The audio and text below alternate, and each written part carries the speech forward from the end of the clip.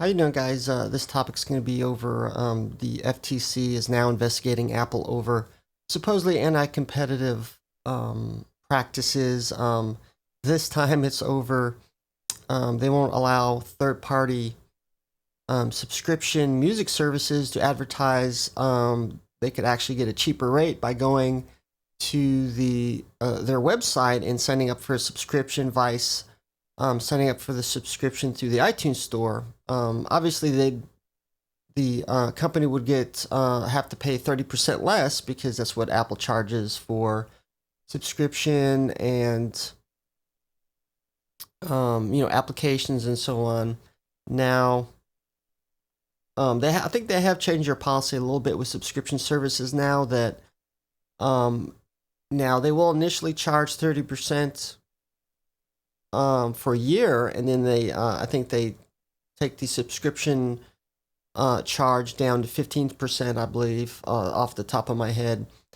So I do kind of agree with that. Really charging 30% over, a long subscription service, I could see where companies might have a problem with it, but it's should be Apple's decision because it's their ecosystem, their platform, and so on. Now, with to me that it's kind of stupid. I don't think it's anti-competitive. Not allowing competitive streaming services to say, hey, it's cheaper over here. You can bypass the iTunes store, so on, so on, so on. I mean, anywhere else, it wouldn't really be a problem. I mean, you shouldn't have to go to some website or store and say, hey, get it cheaper at this website because we charge more on our website. I mean, it's really stupid. I mean, it's up to the American people to go out and price compare, price shop, get the cheapest product service from wherever they can find it. That's up to the American people to do that, and